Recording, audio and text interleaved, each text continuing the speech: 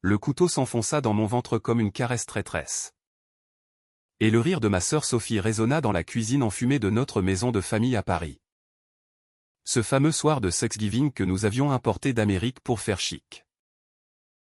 8 600 000 €. Claire? Et tout pour toi? Papa et maman étaient fous de te léguer ça à toi. La petite orpheline qu'ils ont ramassée dans la rue. Cracha-t-elle. Ses yeux brillants de haine tandis que le sang chaud coulait sur mes doigts tremblants. Je m'effondrais sur le carrelage froid. Le monde se brouillant en un tourbillon de dindes rôties oubliées et de chandelles vacillantes. Me demandant comment ma propre chair et sang, aidée de mon amant infidèle, avait pu ourdir un tel poison pour un héritage que je n'avais même pas réclamé. Et puis, le noir. Pas de lumière blanche. Pas de tunnel angélique, juste un vide absolu. Comme si Dieu lui-même avait tourné la page sans un au revoir. Mais le destin, ce salaud capricieux à la française, en décida autrement. Quand j'ouvris les yeux, ce n'était pas sur les néons stériles d'un hôpital ou les flammes de l'enfer, non. J'étais là, assise à la table de Thanksgiving. Un verre de Bordeaux à la main. Le rire forcé de la famille flottant autour de moi comme un mauvais présage. La date sur mon téléphone, le 23 novembre 2023. Exactement un an avant ma mort. J'étais revenu. 37 ans. Le cœur battant la chamade. Et une rage qui bouillonnait déjà dans mes veines comme un vin trop corsé. Sophie me souriait de l'autre bout de la table. Innocente en apparence. Mais je savais Je savais tout maintenant. Paris. Cette ville de lumière et de mensonges. M'avait vu naître 2 fois. Adopté à l'âge de 5 ans par les Duval. Une famille bourgeoise du 16e arrondissement. J'avais grandi dans l'ombre de Sophie. L'aînée légitime. La perle de la couronne. Papa. Un banquier discret chez BNP Paribas. Et maman? Une galeriste snob qui collectionnait les Picasso comme d'autres les timbres. M'avait aimé avec une ferveur presque coupable. Tu es notre miracle. Claire? Me disait-il en me bordant le soir? Ignorant que leur tendresse envers l'orpheline moi. Rescapé d'un orphelinat sordide de banlieue semait déjà les graines de la jalousie chez Sophie. Elle? Avec ses cheveux blonds impeccables et son diplôme d'HEC. Avait tout, l'apparence. Les amis? Et l'amour non contesté. Moi? J'avais gravi les échelons à la sueur de mon front. Devenant avocate spécialisée en droit des successions chez un cabinet du boulevard Saint-Germain. Ironie du sort qui me poursuivrait jusqu'à la tombe. Ce Thanksgiving-là. Importé de nos cousins new-yorkais pour moderniser la tradition. Était censé être une fête. La table ployée sous les plats hybrides, dinde farcie aux châtaignes. Cranberry sauce made in France. Et un tartiflette revisité pour l'occasion. Marc. Mon fiancé depuis 2 ans. Était à mes côtés. Sa main possessive sur ma cuisse sous la nappe. Il sentait le Chanel et les promesses vides. Sophie. En face. Jouait la parfaite hôtesse. Versant le vin avec un sourire qui masquait déjà ses crocs. Nos parents. Vieillissants mais encore vifs. Trinquaient à la santé familiale. Et moi. Dans cette vie précédente. J'avais bu à cette coupe empoisonnée sans me douter que c'était la dernière. Mais cette fois. J'étais armé de la vérité. La veille de ma mort? Dans un café du Marais. J'avais surpris Marc et Sophie en train de comploter. Elle signe le testament demain. Et hop. Un petit accident dans la cuisine. L'héritage est à nous. Moitié-moitié. Avait murmuré Marc. Ses lèvres contre l'oreille de ma sœur. 8 600 000 €, la fortune accumulée par papa en spéculant sur l'immobilier parisien. Plus la collection d'art de maman évaluée à des millions. Pourquoi moi? Parce que dans leur testament secret, rédigé par mes soins en tant qu'avocate, ils m'avaient nommée unique héritière. Sophie a tout le reste. Claire. Toi. Tu as été notre joie inattendue. Prends soin de ça pour nous. Ces mots, gravés dans ma mémoire comme un tatouage invisible, étaient le secret enterré sous des couches de mensonges familiaux. Sophie l'avait découvert par hasard, en fouillant le bureau de papa après son AVC. Et au lieu de joie, elle avait vu rouge, un rouge sanglant. Je reposai mon verre lentement, sentant le pouls de cette seconde chance. Mes yeux croisèrent ceux de Sophie. Et pour la première fois, je vis au-delà de son masque, la fissure. La peur instinctive qu'elle ne pouvait expliquer. Elle cligna des yeux. Troublée. Ça va. Claire? Tu as l'air pâle. Sa voix était douce. Mais je connaissais le venin dessous. Parfaitement. Ma chère sœur. Juste un frisson d'excitation pour ce qui vient. Les convives rirent, pensant à une blague. Marc serra ma main, inconscient que je calculais déjà comment le briser. Les jours suivants furent un ballet de dissimulation. Un thriller psychologique où chaque pas était un piège tendu. Je repris ma routine, le métro bondé jusqu'au cabinet. Les audiences au palais de justice. Les cafés serrés avalés en relisant des dossiers. Mais intérieurement, j'étais une tempête. Première étape, consolider mon emprise sur l'héritage. Le testament n'était pas encore signé dans cette boucle temporelle. Papa et maman étaient encore en vie. Convalescents après l'AVC de papa. J'organisais une visite impromptue à leur appartement haussmannien du 7e. Feignant l'inquiétude filiale. Il faut qu'on parle du futur. Mes amours. Sophie est si occupée avec son nouveau poste chez L'Oréal. Maman, avec ses lunettes en écaille, me prit la main. Nous avons déjà tout prévu. Ma chérie. Tu sais pourquoi?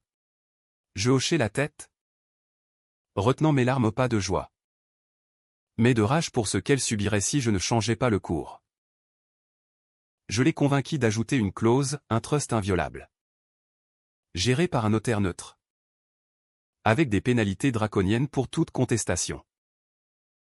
Sophie n'y verrait que du feu, elle n'était pas conviée. Ensuite, Marc. Ce traître au sourire Colgate. Trader à la bourse de Paris. Qui m'avait juré fidélité sur la scène un soir d'été. Je l'invitai à dîner chez nous. Dans notre loft de Belleville que j'avais acheté avec mes propres économies ou ironies. Car c'était ce nid douillet qu'il convoitait pour le revendre. Au dessert, un tiramisu maison. Je lâchai la première mèche, j'ai entendu des rumeurs sur tes dettes de jeu. Chérie. Au cercle Haussmann? 500 000 €. C'est ça? Son visage blêmit sous la lumière tamisée. Qu'est-ce que? Claire? Tu délires. Mais je sortis mon téléphone. Un enregistrement anonyme acheté à un détective privé que j'avais engagé dès le lendemain de ma résurrection. Sa voix. Claire comme l'eau de roche, ouais. J'ai besoin de cash rapide. Sophie dit que sa sœur est blindée. Il bafouilla. Tenta de nier. Mais je le clouai au mur avec des faits et des captures d'écran de ses transferts vers des comptes offshore. C'est fini? Marc. Signe ça un accord de confidentialité et de renonciation à tout droit sur mes biens futurs. Décision controversée? Absolument.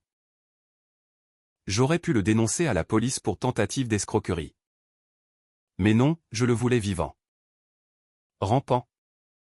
pour qu'il savoure chaque jour le regret. Il partit, queue entre les jambes, et je sentis le premier frisson de vengeance, pas un orgasme, mais un feu lent qui consumait tout. Sophie, elle, était plus retorse. HEC. Marketing chez L'Oréal. Elle excellait dans l'art de la manipulation douce, comme un poison distillé dans un parfum Chanel. Je la laissais mijoter. Observant ses textos à Marc, j'avais cloné son téléphone via un app discrète. Un petit hack appris dans ma vie d'avocate. Pourquoi elle agit bizarrement? Elle sait quelque chose, paniquait-elle. Je répondis par l'escalade subtile, une fuite d'anonyme à son boss, suggérant qu'elle squattait des idées de campagne pour booster sa carrière. Résultat? Une enquête interne. Et Sophie convoquée pour manque d'originalité. Elle me téléphona. Hystérique, Claire. C'est toi. Dis-moi que ce n'est pas toi. Je feignis l'innocence. La voix larmoyante, ma pauvre sœur. Le monde est si cruel. Viens dîner. On en parle. Ce soir-là. Chez moi. Je servis un coq au vin parfumé sans arsenic. Mais avec une dose de vérité. Tu sais. Sophie. J'ai toujours su que tu me détestais. Pour papa. Pour maman. Pour cet amour qu'il me donnait sans compter. Elle ricana. Mais ses mains tremblaient sur le verre. Amour? Ils t'ont acheté. Claire. T'es pas du sang du Val. La gifle partit. Instinctive. Et le silence qui suivit fut plus éloquent que n'importe quel plaidoyer au tribunal. La tension montait. Un crescendo wagnérien dans les rues pluvieuses de Paris. Décembre approchait. Avec ses lumières de Noël qui masquaient les ombres. Je décidai de frapper plus fort, une décision qui me entrait. Controversée même dans mes nuits sans sommeil. J'engageai un privé pour creuser le passé de Sophie et Bingo. Un secret enfoui, à 20 ans. Lors d'un stage à Cannes. Elle avait couché avec un producteur pour un rôle dans une pub L'Oréal. Pas un viol? Non, un calcul froid. Filmé en cachette par le salaud. La vidéo existait encore. Sur un dark web sordide. L'acheter me coûta 20 000 €. Mais la posséder était une arme nucléaire. Je l'envoyai à Marc. Anonymement. Avec un mot, regarde qui est ta complice. Il rompit tout contact avec elle le lendemain. La laissant isolée. Paranoïaque. Sophie débarqua chez moi un soir de tempête. Trempée. Les yeux fous. C'est toi qui as fait fuiter ça? Tu veux me détruire? Je la laissai entrer. Lui offrit un thé et la vérité crue. Non. Sophie. C'est toi qui as voulu me tuer pour 8 millions. Je sais tout, le couteau. Le complot avec Marc. Mais je te donne une chance. Signe une reconnaissance de dette pour une partie de l'héritage. Et je garde ton secret. Elle éclata en sanglots. Un mélange de rage et de terreur. Pourquoi toi? Pourquoi toujours toi? Parce que... Ma sœur. Le destin m'a ressuscité pour ça. Mais la vengeance n'est pas un sprint, c'est un marathon sanglant. Janvier 2024. Papa signa le testament révisé. Et maman ajouta une lettre manuscrite, à Claire. Notre fille du cœur. Pour réparer les injustices du monde. Sophie. Mise au courant par une erreur de notaire que j'avais orchestrée. Explosa. Elle tenta le tout pour le tout, une plainte pour influence indue sur nos parents. Arguant que j'étais une manipulatrice. Audience au tribunal de Paris. Sous les hauts plafonds gothiques. Avec des avocats en toge noire. Je me tenais là. Calme. Citant article 901 du Code civil, la liberté de testament est sacrée. Ces arguments s'effondrèrent comme un château de cartes preuves falsifiées. Témoignages achetés. Le juge. Un vieux renard du barreau. La foudroya du regard. Madame Duval. Votre jalousie est palpable. Rejet. Elle sortit en larmes. Ruinée en frais d'avocat. Son job chez L'Oréal suspendu pour conflit d'intérêts familiaux. Le printemps fleurit. Cruel comme un haïku japonais dans les jardins du Luxembourg. Marc. Endetté jusqu'au cou. Tenta un chantage minable, des photos intimes que nous avions prises à Venise. Je ripostai par une plainte pour revenge porn article 222-33-2-1 du Code pénal. 5 ans de prison ferme. Il écopa d'une mise en examen. Son monde s'effondrant en un claquement de menottes. Sophie. Seule. Sombra dans l'alcool. Ses appels nocturnes devenant des plaintes larmoyantes. Reviens. Claire. On est sœurs. Mais la sœur en moi était morte avec le coup de couteau. C'est en mai. Lors d'un autre Thanksgiving anticipé ou ironie de notre tradition tordue que le climax éclata. Chez nos parents. La table était dressée. Mais l'air crépitait. Sophie arriva.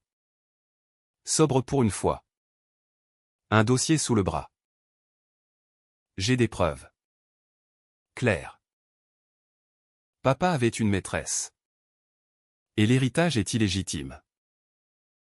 Une analyse ADN, tu n'es même pas leur fille biologique. Mon cœur s'arrêta. Twist, dans ma vie précédente. Elle avait fabriqué sa post-mortem pour contester. Mais cette fois, j'avais anticipé. Le notaire produisit le vrai test ADN. Commandé par papa lui-même, j'étais bien leur sang. Adopté légalement.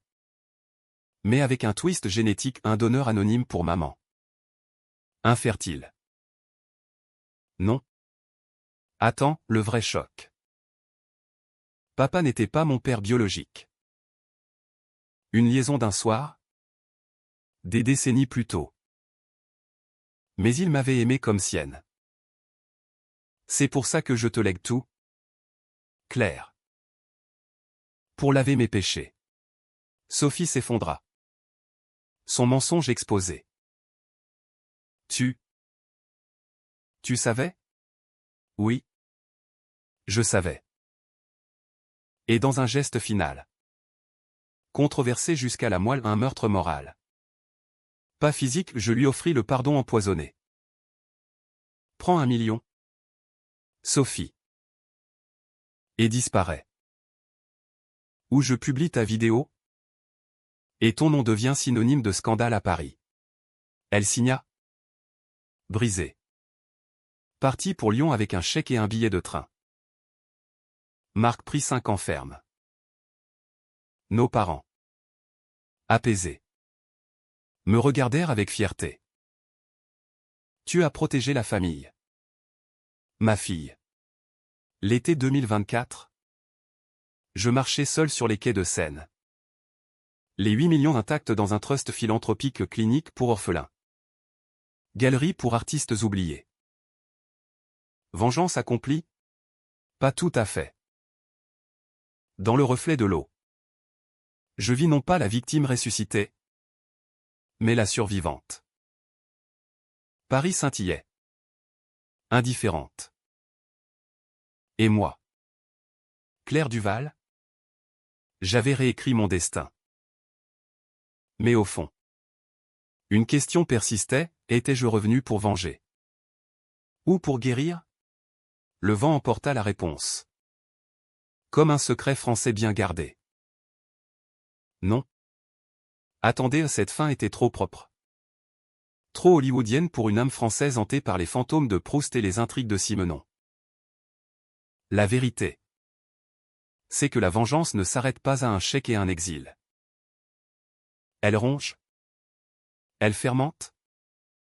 Comme un camembert trop fait qui empoisonne le palais. Après le départ de Sophie, je crus avoir gagné. Les mois d'été s'étirèrent en une illusion de paix, des promenades au bois de Boulogne. Des audiences triomphales où je défendais des veuves contre des cupides. Et des nuits solitaires où je relisais les lettres de maman. Ces missives jaunies qui parlaient d'un amour plus fort que le sang. Mais le twist, ce diable en boîte, n'avait pas encore montré sa face hideuse. C'était fin août. Lors d'une réception au Louvre, un gala pour mécènes de l'art. Où maman avait ses entrées. J'y allais en robe noire Givenchy. Les épaules droites. Un verre de champagne à la main. Feignant l'invincibilité. Marc était tantôt la frêne. Sophie reléguée à un studio minable à Lyon. Vendant des cosmétiques en ligne pour survivre. Parfait? Non. Puis elle apparut, Élise. La maîtresse fantôme de papa. Une veuve élégante de 60 ans aux cheveux poivre et sel. Qui traversa la salle comme un spectre de film de Polanski. Claire Duval? Votre père. Il m'a tant parlé de vous. Son accent du sud. Provençal? Suintait le miel empoisonné. Je sentis le sol se dérober. Dans ma vie précédente. Elle n'avait émergé qu'après ma mort. Contestant l'héritage avec une lettre d'amour jaunie. Mais ici, ressuscitée avant l'heure. Elle était le chaînon manquant du complot de Sophie. Nous nous assîmes dans un coin discret. Sous un Rembrandt sombre.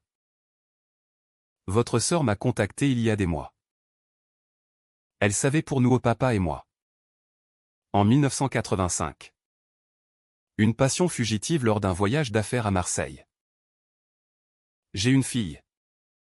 Vous savez. Votre demi-sœur. Et papa m'avait promis. Promis quoi? Une part de la fortune. Un enfant caché. Un scandale qui ébranlerait les Duval. Élise sortit une photo, une jeune femme de 25 ans. Brune comme moi. Yeux verts identiques. Léa. Née de cette liaison. Abandonnée pour le bien de la famille légitime. Sophie l'avait dénichée. Payée pour témoigner.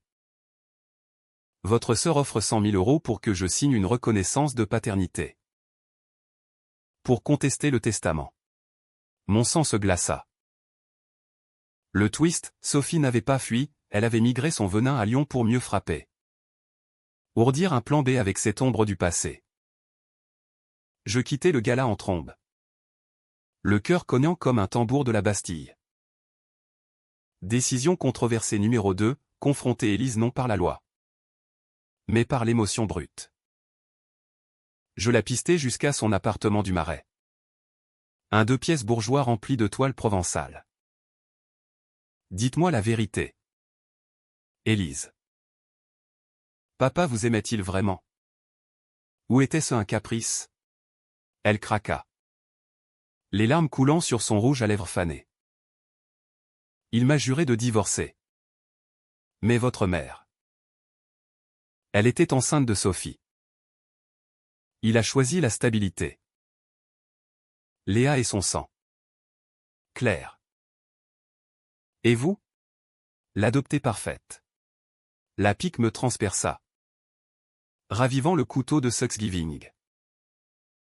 Mais je vis la faille, Élise n'était pas une vipère, juste une femme brisée. Manipulée par Sophie comme un pion. Rejoignez-moi. Contre elle. Et Léa. Je la rencontrerai. Pas pour l'argent. Pour la famille que papa voulait. Le retour à Lyon fut un voyage initiatique. TGV filant sous la pluie comme une veine ouverte. Sophie m'attendait dans un café anonyme près de la Pardieu. Son maquillage impeccable masquant les cernes. Tu as trouvé Élise. Bien. Léa arrive demain. On signe un accord, moitié de l'héritage pour nous trois. Son sourire était un scalpel. Je m'assis. Calme. Et sortit l'enregistrement de ma rencontre avec Élise Owie. J'avais micro caché. Un truc d'avocate parano. Tu l'as payé. Sophie. 100 000 pour un faux témoignage. C'est de la subornation. Article 434 à 13. 10 ans de prison. Elle blêmit. Mais riposta, et toi? Tu as cloné mon téléphone. Manipulé les parents. On est quitte. Salope d'orpheline. Les mots fusèrent. Un duel verbal digne de Racine. Jusqu'à ce que Léa entre grande. Gracile. Un portrait craché de papa jeune. Ses yeux s'écarquillèrent, maman m'a dit. Mais c'est dingue. Le dîner qui suivit fut un champ de mine. Dans un bouchon lyonnais. Saucisson et quenelle noyés dans une sauce au vin. Nous quatre sœurs improbables. Reliées par un fantôme paternel. Sophie tenta de charmer Léa, pense à l'argent. Chérie. 8 millions à partager. Mais Léa.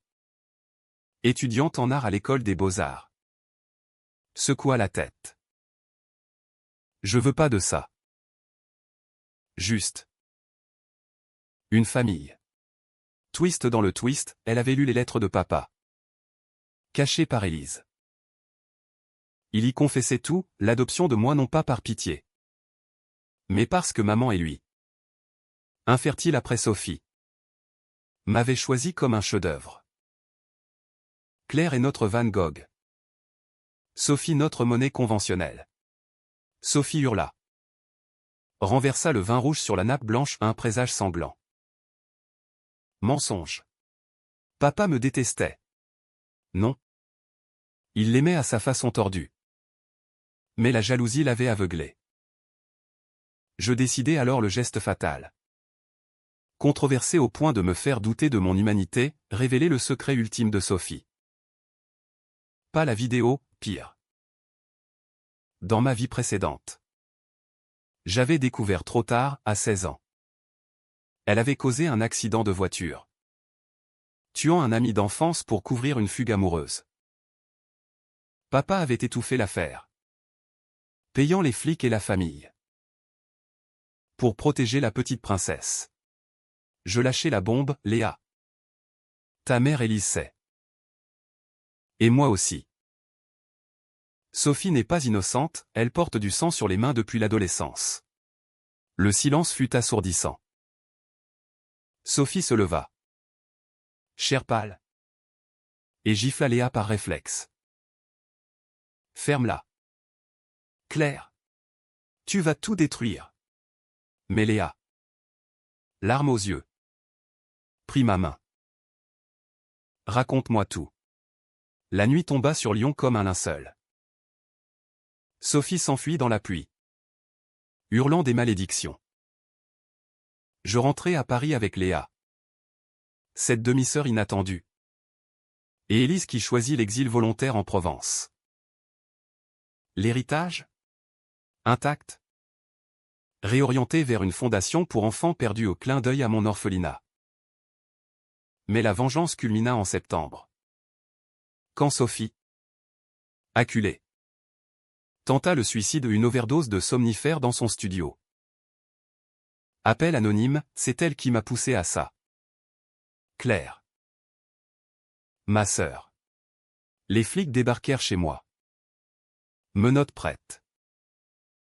Décision finale, témoigner contre elle non pour l'accident passé. Mais pour le complot originel. Audience explosive au tribunal de Lyon. Flash des paparazzis transformant notre drame familial en soap opéra national. Madame Duval a comploté un parricide financier. Plaidé jeu. Voix d'acier. Sophie. En orange carcéral. Me fusilla du regard. Condamné à 8 ans, 1 pour chaque million. Automne 2024. Je marchais avec Léa le long de la Saône. Feuilles mortes craquant sous nos pas. « Tu as pardonné ?» demanda-t-elle. Non. Mais j'avais libéré le fantôme. Paris m'attendait. Avec ses lumières éternelles. Et moi. Ressuscité. J'étais enfin entière brisée. Mais victorieuse dans la défaite. L'hiver revint. Impitoyable. Enveloppant Paris d'un manteau de givre qui rappelait les chaînes invisibles de la famille. Léa s'installa dans mon loft de Belleville. Un cocon temporaire où nous apprenions à être sœurs pas par le sang, mais par le feu de la révélation. Elle peignait. Ses toiles abstraites éclaboussant les murs de rouge et de noir. Couleur de notre héritage maudit. Élise nous rendait visite le week-end. Apportant des calissons de Provence et des histoires édulcorées de papa jeune. Ce séducteur maladroit qui avait conquis maman avec un bouquet de mimosas volés au jardin des Tuileries. Il regrettait tout. Vous savez. Surtout Sophie. Oui. Sophie, la prisonnière de Fleury-Mérogis. Qui m'écrivait des lettres rageuses, « Tu m'as volé ma vie. » Claire. Mais je sortirai. Et ce sera ton tour. Je les brûlais dans la cheminée. Cendres grises comme mes remords. La vengeance? Je le compris alors. N'est pas une ligne droite, c'est un labyrinthe à la Dédalus. Où chaque mur cache un minotaure. Décision controversée numéro 3, infiltrer sa cellule. Pas physiquement, je n'étais pas folle mais par un contact. Une ancienne cliente que j'avais défendue pour trafic d'art. Rends la visite. Dis-lui que je compatis. Et rapporte-moi ses faiblesses. L'ami revint avec des bribes, Sophie ourdissait un appel. Recrutant des co-détenus pour harceler Léa sur les réseaux au deepfake porno. Menaces anonymes. Elle te hait. Claire? Mais Léa? C'est de la jalousie pure. Elle voit en elle la sœur parfaite qu'elle n'a jamais eue. Mon sang bouillit. Je contre-attaquai par la voie légale, une ordonnance de protection. Article 515 à 9 du Code civil. Et une plainte pour cyberharcèlement. Les flics numériques de la PJ traquèrent les IP depuis la prison. Ironie. Les murs de Fleury n'étaient pas étanches. Mais le vrai coup de théâtre frappa en décembre. Juste avant Noël. Maman? Affaiblie par un cancer foudroyant au diagnostic tardif dans ma vie précédente. Accélérée ici par le stress familial au m'appela d'urgence. Claire? Viens. Il y a quelque chose sur papa. À l'hôpital Saint-Louis. Sous les néons blafards. Elle me tendit une boîte en velours, un médaillon ancien. Gravé AS. Pour l'éternité. Dedans. Une mèche de cheveux au pas de maman. Pas de moi. De Sophie? Non. D'une autre. Ton père. Il avait une autre femme avant Élise. Une Américaine. Rencontrée à New York en 1978. Elle lui a laissé une lettre, une grossesse. Un avortement forcé. Mais si c'était faux? Si elle avait gardé l'enfant? Twist pyramidal, un demi-frère ou une demi-sœur aux États-Unis. Potentiellement légitime pour une part de l'héritage. Et qui tirait les ficelles? Sophie? Bien sûr. De sa cellule. Elle avait payé un détective yankee pour exhumer ça. Visant à diluer ma fortune en impôts comme un familial explosif. Je volais à New York au JFK sous la neige. Taxi jaune filant vers Manhattan comme des flèches empoisonnées. La Mystère Woman était morte.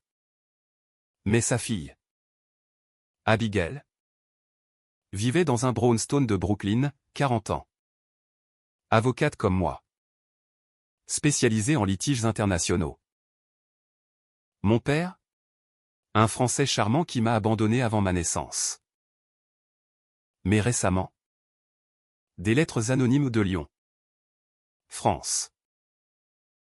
Quelqu'un creuse. Abigail avait les yeux de papa. Ce bleu acier. Nous parlâmes toute la nuit. Scotch on the rock et confession crue. Je veux pas d'argent. Claire. Juste la vérité. La vérité, un test ADN commandé en urgence confirma aux sœurs. Demi-sœur. Pour être précis. Mais Sophie avait falsifié les lettres, injectant du doute pour forcer une contestation collective. Retour en France. Janvier 2025. Avec Abigail à mes côtés ou une alliance transatlantique inattendue. Nous confrontâmes le notaire, ajouté Abigail au trust. Également Léa. Mais verrouillé contre toute fraude. Sophie apprit la nouvelle par la presse au scandale Duval, héritage divisé en 4. Et piqua une crise en prison. Incarcéré pour tentative d'extorsion supplémentaire. Son avocat. Un requin du barreau. Plaida l'aliénation mentale, trauma familial. Votre honneur. Je témoignais. Froide, pas de trauma. Monsieur. Juste de la cupidité pure. Le juge. Une femme au regard d'acier. La condamna à perpétuité conditionnelle au twist, libération possible en 2030. Mais sous surveillance éternelle. Printemps 2025. Paris fleurissait en cerisier rose. Masquant les épines. Léa exposa ses toiles à la galerie de maman à un hommage. Fantôme de sang. Abigail rentra à New York. Promettant des visites. Et moi? Je fondais une clinique pour orphelins dans le 18e. Baptisée Duval Renaissance. Vengeance close? Presque. Une lettre finale de Sophie, tu as gagné. Claire. Mais souviens-toi, le sang appelle le sang. Je souris. Jetant le papier au vent de Montmartre. Ressuscité. J'étais immortel dans ma propre légende. L'été 2025 s'annonçait torride. Un cagnard parisien qui faisait suer les secrets comme du fromage trop affiné. Avec Abigail et Léa. J'avais reconstruit une famille patchwork au dîner chez l'ami Louis. Rire forcé au début. Puis sincère. Maman? En rémission miraculeuse après chimio. Tricotait des écharpes pour ses filles perdues. La vie est un tableau. Mes chéris. Toile blanche. Coup de pinceau sanglant. Mais l'œuvre finale brille. Poétique. À la française. Mais sous la surface. La vengeance couvait encore. Un feu de joie qui menaçait de devenir incendie. Décision controversée numéro 4, rencontrer Sophie en parloir. Pas par pitié ou au nom mais pour l'achever psychologiquement. Fleury-Mérogis. Ce purgatoire de béton gris en banlieue sud. Puis la défaite et le désinfectant. Elle entra. Menottée. Cheveux ternes. Mes yeux toujours vifs comme des lames. Claire.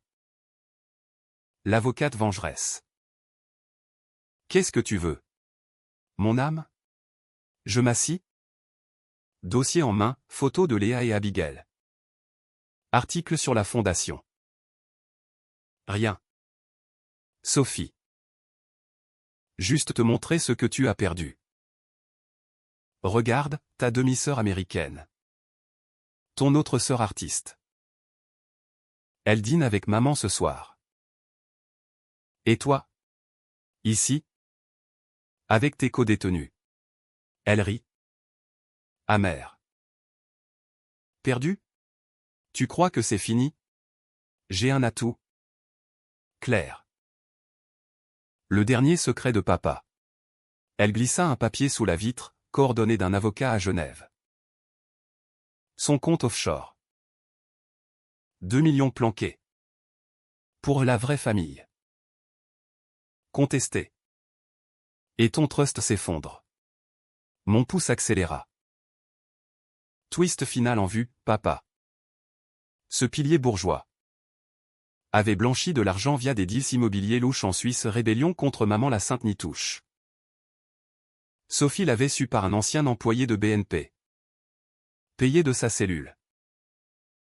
Libère-moi. Ou je balance tout. Scandale national, Duval. Escroc. Menace existentielle. Je quittais le parloir. Tête haute. Mes estomacs noués. Retour au cabinet. Nuit blanche à disséquer des rapports fiscaux. Abigail vola depuis New York, on gère ça ensemble. 6. Léa peignit un mur de rage. Maman avoua, je savais pour les magouilles. C'était notre folie à deux. La contre-attaque fut un ballet diplomatique, voyage à Genève. Sous les Alpes enneigées. Avec un fiscaliste helvète. L'avocat de Sophie? Un pantin, le compte existait. Mais verrouillé par une clause post-mortem, à Claire. Pour expier mes fautes. Ironie divine. Nous le rapatriasions légalement. Transformant le poison en remède fonds pour la fondation. Anonyme. Sophie apprit la défaite par courrier judiciaire, votre chantage échoue. Ajout de chef d'accusation, extorsion aggravée. Elle tenta une grève de la faim. Titrant les tabloïds, héritière brisée par sa sœur démoniaque. Hiver 2025. Noël au complet, Abigail. Léa. Élise. Maman. Et moi autour d'une dinde végan à modernité oblige. Rire. Toast au Bordeaux. Mais au dessert. Un fantôme, appel de la prison. Sophie. Tubulé. Voix faible, claire. Je. Pardonne-moi. Silence. Non. Sophie. Pas pardon. Mais oublie. Peut-être. Je raccrochais. Larmes chaudes. Vengeance achevée dans la catharsis. 2026 Dauna. Paris en renaissance post-pandémie. Avec ses terrasses bondées et ses amours éphémères. La fondation florissait, sans orphelin sauvé. Galerie pour artistes comme Léa. Abigail gérait un bureau filial à Brooklyn. Ponts Atlantiques. Maman. Guérie. Voyager en Provence avec Élise. Réconciliation des ombres. Et Sophie? Libérée sous bracelet en 2030. Mais brisée. Elle devint assistante sociale anonyme. Rachetant ses péchés en silence. Ma vie? Amour nouvelle. Un architecte rencontré au vernissage de Léa Otendre. Sans couteau. Mais la résurrection marqua à jamais, nuit hantée par le rire de Thanksgiving. Jour guidé par une rage canalisée en justice. Décision ultime. Controversé, écrire ce récit. Publié sous pseudonyme chez Gallimard. La renaissance du sang, best-seller controversé. Accusé de calomnie. Mais vérité nue. Fin. Pas bic ACH. Mais cathartique. J'étais revenu pour venger. Et dans la vengeance, j'avais trouvé la paix. Paris. Éternel. M'embrassa. Et le destin. Ce farceur sourit enfin.